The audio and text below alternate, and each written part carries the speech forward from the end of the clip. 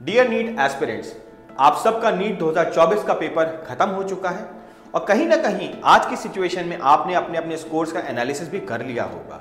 आपको एक पर्सपेक्टिव आ रहा होगा कि with respect to the budget, with respect to the scores जो आप लाने वाले हैं, क्या आप इंडिया से अपना एमबीबीएस करना चाहते हैं या आप अब्रॉड से अपना एजुकेशन करना चाहते हैं। दोस्तों, अगर आप मेडिकल की पढ़ाई विदेश से करना चाहते हैं तो समझिए ये आपकी लाइफ का बहुत क्रिटिकल डिसीजन होता है, क्योंकि इसके अंदर बहुत से ऐसे एस्पेक्ट होते हैं जो कहीं ना कहीं जाने अनजाने आपसे छूट जाते हैं और इस छूटी हुई जानकारी के कारण आप गलत डिसीजन ले सकते हैं। आज ये जो वीडियो आपके लिए मैं लाया हूं, जो टीम गेट माई यूनिवर्सिटी लाई है, ये बहुत इंपॉर्टेंट होने वाली है हर अब्रॉड एजुकेशन के स्टूडेंट के लिए, क्योंकि इसमें हम किसी कंट्री का डिस्कशन नहीं करेंगे, हम किसी कॉलेज का कोई डिस्कशन नहीं करेंगे, हम करेंगे भारत सरकार की रेगुलेशंस के बारे में डिस्कशन। जो गवर्नमेंट की गाइडलाइंस है नेशनल मेडिकल कमीशन की in form of FMGL rule 2021, हम वो आपको एक्सप्लेन करेंगे। क्योंकि अगर आपने वो रूल में कहीं भी कोताही बरती तो आप इंडिया में वापस आने की एलिजिबिलिटी लूज कर देंगे। आप इंडिया में कभी प्रैक्टिस ही नहीं कर पाएंगे, ना PG कर पाएंगे। और ये गलती सिर्फ आपने नहीं करेंगे, ऐसी गलती पिछले 2 साल से काफी बच्चे कर चुके हैं जो शायद इन रूल्स को ढंग से समझ नहीं पाए या उन्हें बताया नहीं गया और आज वो बहुत परेशान है। तो दोस्तों, लाइफ में और करियर में कोई यू टर्न नहीं होता, क्योंकि आप अपने सारे रिसोर्सेज लगा चुके होते हैं, अपनी करियर एस्पिरेशन लगा चुके होते हैं। इंपॉर्टेंट होता है कि आज आप रुकें, सही दिमाग से समझें, टेक्निकली अंडरस्टैंड करें, अपनी शीट्स बनाएं, कोई जल्दबाजी में किसी के बहकावे में डिसीजन न लें। और इसी के लिए आज टीम गेट माई यूनिवर्सिटी ये बहुत इंपॉर्टेंट वीडियो लेके आया है। तो अगर आप एमबीबीएस अब्रॉड प्लान कर रहे हैं, इसको पूरा देखें, एक एक चीज को समझें और आई एम श्योर इससे आपको क्लैरिटी मिलेगी और आप एक इंफॉर्म डिसीजन ले पाएंगे। प्रेजेंटिंग यू नीट 2024 वाले बच्चों के लिए अब्रॉड की FMGL की गाइडलाइंस। आइए फ्रेंड्स, मैं आपको आज इस बहुत ही इंपॉर्टेंट कंटेंट के थ्रू, प्रेजेंटेशन के थ्रू लेके जाना चाहता हूं। हमारी पूरी कोशिश रहती है हम जितना भी कंटेंट है, जो भी इंफॉर्मेशन दे रहे हैं, बहुत ऑथेंटिक हो, एक्यूरेट हो और बहुत सिंपल हो, जिससे आप या आपके पेरेंट्स बहुत आसानी से चीज़ों को समझ पाएं। इस वीडियो को अंत तक देखिएगा, क्योंकि इसमें एक एक बताई गई बात आपके भविष्य को बहुत ज़्यादा डिपेंड करेगी और गलती की कोई गुंजाइश इसके बाद तो नहीं रहनी चाहिए। तो दोस्तों, इस वीडियो में हम आपको सारे चैलेंजेस बताने जा रहे हैं और भारत सरकार की कंडीशंस के बारे में बताने जा रहे हैं। इससे पहले कि मैं आपको अपना पर्सपेक्टिव दूं, मैं आपको हमारे हेल्थ मिनिस्टर श्री मनसुख मांडविया जी की कुछ बात सुनाना चाहता हूं जो उन्होंने लोकसभा में दी थी, जिससे आपको उनका व्यू पॉइंट पता चलेगा।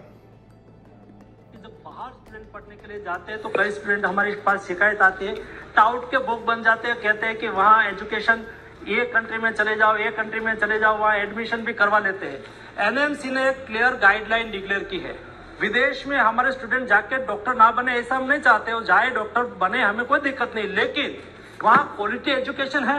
कई कंट्री ने क्या करके रखा है, यहाँ से स्टूडेंट को वहाँ ले जाते हैं, नर्स के रूप में उसको काम करवाते हैं और सर्टिफिकेट दे देते हैं कि हम आपको डॉक्टर बना दिया, लेकिन वहाँ उसको प्रैक्टिस की परमिशन नहीं देते। और इंडिया में आके जाओ और इंडिया में आप FMG की एग्जाम पास कर दो और इंडिया में ट्रीटमेंट करो, इंडिया में डॉक्टर के रूप में काम करो।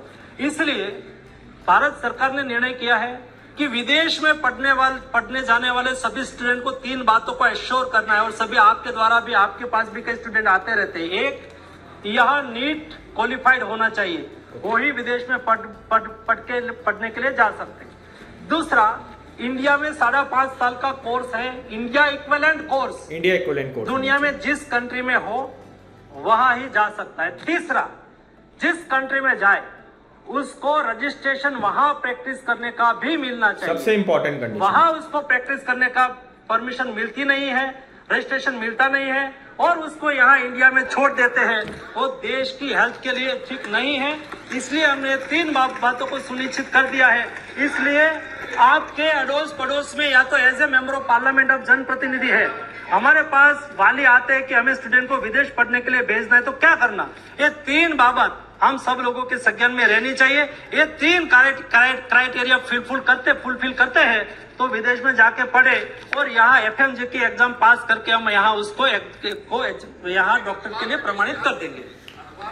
दोस्तों, ये आपने देखा हमारे हेल्थ मिनिस्टर का बहुत ही इंपॉर्टेंट वक्तव्य जो MBBS अब्रॉड के बारे में दिया गया था, लोकसभा के अंदर गया था, जहां उन्होंने 3 कंडीशन दी थी। नीट क्वालिफाइड होना चाहिए बच्चा, इंडिया इक्विवेलेंट करिकुलम होना चाहिए, और तीसरा वहां पे उसको रजिस्ट्रेशन की प्रैक्टिस की परमिशन होनी चाहिए, मतलब उसके पास लाइसेंस होना चाहिए उस लोकल कंट्री का।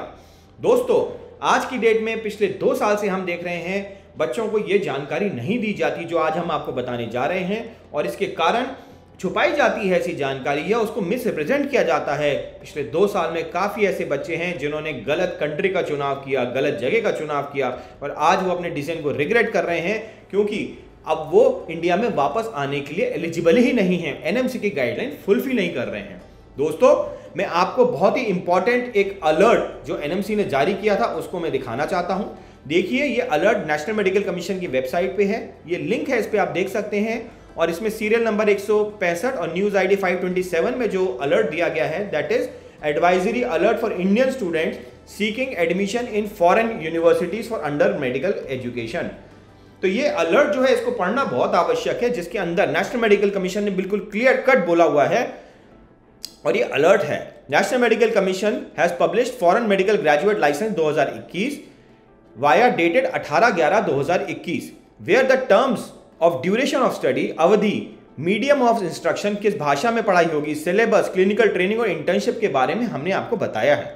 ये कंडीशन जो है मैंडेटरी है for registration to practice allopathy in India. अगर आप इंडिया में एलोपैथी की प्रैक्टिस करना चाहते हैं तो ऐसा ऑब्जर्व किया गया है दैट कॉलेजेस जो बाहर हैं वो एनएमसी की करिकुलम, टाइम फ्रेम और ट्रेनिंग की जो गाइडलाइंस हैं उसके साथ सिंक नहीं ले रहे हैं, वो फॉलो नहीं कर पा रहे हैं जो हम इंडिया में करना चाहते हैं। देयरफॉर ऑल द स्टूडेंट्स जो बाहर जाने के लिए विदेश में पढ़ना चाहते हैं फॉरेन मेडिकल कॉलेजेस में और इंडिया में बाद में प्रैक्टिस करना चाहते हैं, उनको एडवाइस किया जाता है टू इंश्योर कि वो ध्यान रखें दैट सारी condition, all the conditions of FMGL are fulfilled before taking admission. और इसके नीचे जो बात एनएमसी ने बोली वो बहुत ही सीरियस बात है। Any variation in duration, medium of instruction, अवधि में, medium of instruction, syllabus, clinical training या क्लर्कशिप और इंटर्नशिप में it can lead to disqualification in grant of registration. अगर आप इनमें से कुछ भी नहीं मिस कर जाते, कोई कंडीशन का बारीक एस्पेक्ट भी मिस कर जाते हैं, आप इंडिया में प्रैक्टिस करने की कंडीशन में नहीं बचेंगे, और उस केस में the responsibility shall lie with the candidate, और आप किसी को दोषारोपण नहीं दे पाएंगे और कहीं भी सारी जिम्मेदारी आप ही के ऊपर आएगी। जब इतनी बड़ी जिम्मेदारी आपके ऊपर है, जहां आप पूरा पैसा लगा रहे हैं, पूरा रिसोर्स लगा रहे हैं, अपना करियर दाव पे ले रहे हैं, तो क्या आपके लिए जरूरी नहीं है कि आप सही तरीके से सोचें, किसी की बातों में ना आए, उस पर्सपेक्टिव को इवैल्यूएट करें, बैलेंसिंग करें, और ऐसा ना हो कि कुछ टाइम बाद या गलत डिसीजन लेने के कारण जैसे और बच्चे सफर कर रहे हैं आपको सफर करना पड़े। सो दोस्तों ये बहुत इंपॉर्टेंट एस्पेक्ट है, और इसको लेकर बार बार मीडिया संगठनों में भी इस आवाज को उठाया है, हम लोगों ने भी अपने माध्यम से उठाया है। आप देख सकते हैं that medical education national medical commission is वेग on Indian student with foreign degree which is giving agents a free run. क्योंकि नेशनल मेडिकल कमीशन की गलती यहां पे ये है कि उन्होंने पूरी क्लैरिटी नहीं दी है, उन्होंने सिर्फ ये बोल दिया ये गाइडलाइंस फुलफिल करिए, लेकिन ये नहीं बताया कौन सी कंट्रीज गाइडलाइन फुलफिल कर रही हैं। इस कारण बहुत ज्यादा मिस सेलिंग हो रही है मार्केट में, और इसी को लेकर हम लोगों ने गेट माई यूनिवर्सिटी टीम ने, आप देख सकते हैं, कई बार अपनी आवाज बुलंद की है कि बच्चों को जानकारी दी जाए। टीम गेट माई यूनिवर्सिटी का दोस्तों हमेशा से प्रयास रहा है कि हम जो कर सकते थे पिछले 2 साल में हमने किया। हमने 100 से ज्यादा आरटीआई फाइल किए आपके लिए, हमने दिल्ली हाई कोर्ट में पिटीशंस फाइल किया, आप यह देख सकते हैं हमारे पिटीशंस। हम कोर्ट केसेस में गए, क्यों गए? इसीलिए गए कि जो नेशनल मेडिकल कमीशन के गाइडलाइंस में जो एब्स्ट्रैक्शन है, जो क्लैरिटी नहीं है, वो बच्चे को क्लैरिटी मिले, सो दैट बच्चा कहीं अनजाने में कोई गलत डिसीजन ना ले, और इसकी नैतिक जिम्मेदारी हमारी मेडिकल कमीशन की बनती है। ऐसा नहीं, हम बाहर भी ट्रैवल किए, हम विदेशों में भी गए, हम बांग्लादेश मेडिकल कमीशन के लोगों से मिले, रजिस्ट्रार से मिले, हम नेपाल मेडिकल कमीशन में गए, हमने उनसे भी पूछा क्या हमारी गाइडलाइन आप फुलफिल करते हैं, जिसका हमें अपने पर्सपेक्टिव में उन लोगों ने आंसर दिया। सो दोस्तों ये है भारत सरकार का गैजेट ऑफ इंडिया, जिसको हम बोलते हैं एफएमजीएल रेगुलेशन, जो श्री हेल्थ मिनिस्टर जी साहब ने भी मेंशन किया, एफएमजीएल रेगुलेशन, जिसकी तारीख है 18 नवंबर 2021। ये भी आप एनएमसी के वेबसाइट से ले सकते हैं, सीरियल नंबर 419 के अंदर, जिसमें पूरा गैजेट है। मैं चाहता हूं जो भी बच्चा अब्रॉड जाना चाहता है इस गैजेट की एक एक लाइन को बारीकी से पढ़े, क्योंकि एक शब्द का हेर फेर आपकी चीजों को बहुत ज्यादा डिस्टर्ब कर सकता है, जो नहीं होना चाहिए। और दोस्तों गैजेट की जो मेन कंडीशन है वो मैं आपके सामने यहां प्रेजेंट कर रहा हूं, जिससे आपका काम थोड़ा सिंप्लीफाई हो जाए। यहां लिखा है ग्रांट ऑफ परमानेंट रजिस्ट्रेशन, कब मिलेगा आपको permanent registration? No foreign medical graduate shall be granted unless he is gone a course, जो कोर्स हो वो 54 मंथ्स का हो, पहली कंडीशन ये बोलती है। दूसरी कंडीशन बोलती है इंटर्नशिप को लेकर, he has gone internship of 12 months, जिस कॉलेज से वो पढ़ रहा है उसी कॉलेज से उसको 12 महीने की इंटर्नशिप भी करनी पड़ेगी एडिशनली टू द कोर्स। उसने अपनी फॉरेन मेडिकल डिग्री ली हो जो इंग्लिश भाषा में हो, उसने सारे सब्जेक्ट्स क्वालिफाई पढ़े हो वहां पे जो इस गैजेट के शेड्यूल 1 के अंदर प्रेस्क्राइब्ड हैं। और सबसे इंपॉर्टेंट जो हेल्थ मिनिस्टर जी का तीसरा क्लॉज था, जिस कारण से कई कंट्रीज ऐसी हैं जो डिस्क्वालीफाई हो गई हैं एमबीबीएस के बच्चों के लिए, क्योंकि वो बच्चे उस कंट्री से पढ़ के वापस इंडिया में एलिजिबल ही नहीं होंगे, जो एनएमसी ने एडवाइजरी में भी दिया, a student should be registered with the respective regulatory body competent to grant licence, है ना। मतलब इसका ये हुआ in which medical degree is awarded at par with the licence to practise given to the citizen. That means जिस तरीके की licence वहां के लोकल बच्चे को, विदेश के लोकल बच्चे को दिया जाता है प्रैक्टिस का, वही आपको हमारे बच्चे को देना पड़ेगा। किसके द्वारा दिया जाएगा? जो वहां की लाइसेंसिंग बॉडी है मेडिकल प्रैक्टिस करने की, जैसे भारत सरकार में, भारत में नेशनल मेडिकल कमीशन है या स्टेट मेडिकल कमीशन है। और ये राइट टू प्रैक्टिस नहीं है, ये लाइसेंस टू प्रैक्टिस है। अब थोड़ा सा डिफरेंस समझिए, मैं 18 साल का हो जाता हूं, मेरे पास राइट टू ड्राइविंग तो होता है, मैं गाड़ी चला सकता हूं, बट मैं कब चलाऊंगा? जब मेरे पास लाइसेंस होगा। तो यहां जो बात हो रही है वो लाइसेंस की हो रही है, जो आपके लिए लाना अनिवार्य है। आपको इंटर्नशिप करनी पड़ेगी फिर इंडिया में आके, और उसके बाद आपको national level exit test qualify करना पड़ेगा। दोस्तों, इन सारी कंडीशन का मैं एक समरी आपको देता हूं, जिससे ऐसा ना हो आप मिस कर पाए। ये कंडीशंस हैं जो सारी का आपकी गैजेट के अंदर दी गई हैं। आपको देखना है ये कंडीशन आप कैसे फुलफिल कर रहे हैं। यहाँ पे गैजेट के क्लॉज नंबर दिए हैं, किस किस क्लॉज में वो कंडीशन है और उसका एक्सप्लेनेशन दिया है। तो जैसा मैंने बताया, कंडीशन 1 ड्यूरेशन 54 मंथ्स की होनी चाहिए। इंटर्नशिप अब्रॉड इस क्लॉज 4A सेकंड में 12 महीने की होनी चाहिए। लाइसेंस टू प्रैक्टिस क्लॉज 4 भी यस होना चाहिए।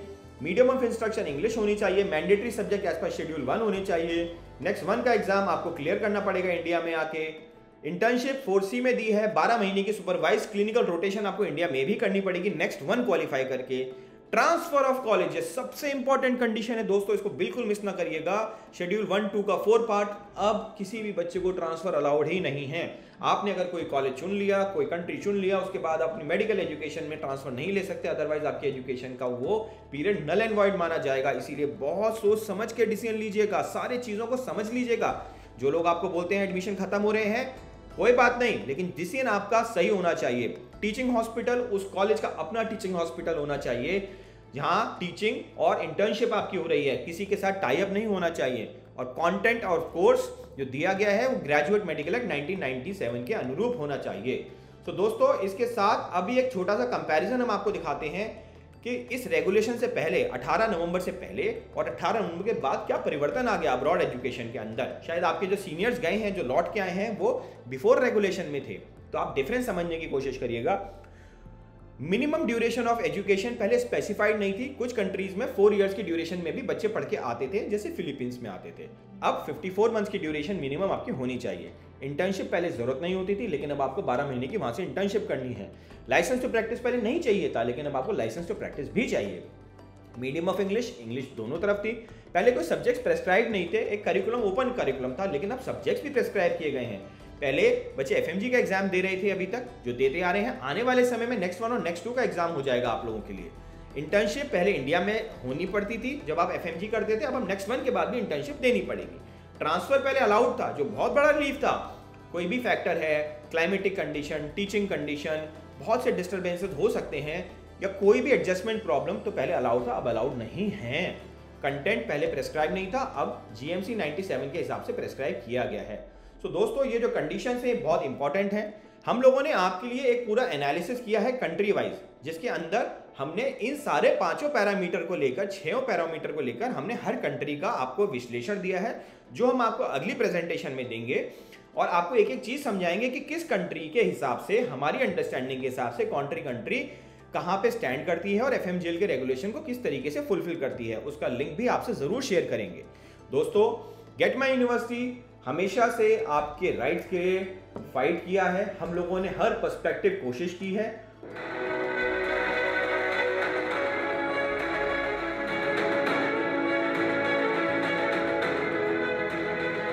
ये सारे हमारे मीडिया के हमारे कोशिश है आपको जागरूक करने के लिए। आप देखिए गेट माई यूनिवर्सिटी की पूरी मीडिया कवरेज है पिछले 2 साल से जो हम लगातार आपके लिए करते आ रहे हैं। देखिए फॉरेन एजुकेशन के लिए हम लोगों ने पूरा प्रयास किया और जागरूकता देने का कोशिश किया कि कोई बच्चा गलत डिसीजन ना ले। एनएमसी को लेकर भी हमने बार बार चेताया, जो आप गाइडलाइंस सही नहीं दे रहे, प्लीज आप उस पे बच्चों को सही गाइडलाइंस दीजिए। बच्चे गलत डिसीजन ले रहे हैं और बिलीव करिए हजारों बच्चों ने ऐसे गलत डिसीजन लिए जो हम नहीं चाहते अब आप लें।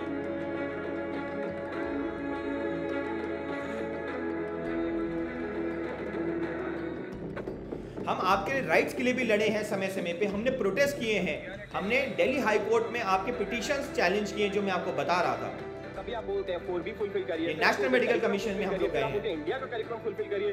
कैसे बच्चा डिसाइड करेगा? और अब आप बोल रहे हैं बच्चे को जाने के बाद कि हमने सब कुछ तो आपको दे दिया है, वही सेम रिप्लाई जो आरटीआई में आप जवाब देते हैं। आज 2 साल से ये पेरेंट्स प्रोटेस्ट कर रहे हैं, हाई कोर्ट में 3 पिटीशन चल रही है और एनएमसी का अगर आप जवाब पढ़ेंगे और पिटीशन का रिप्लाई पढ़ेंगे तो ऐसा लगता है जैसे उनको वो आदमी या इनको बच्चे के बच्चा समझते ही नहीं। बहुत ही गलत है।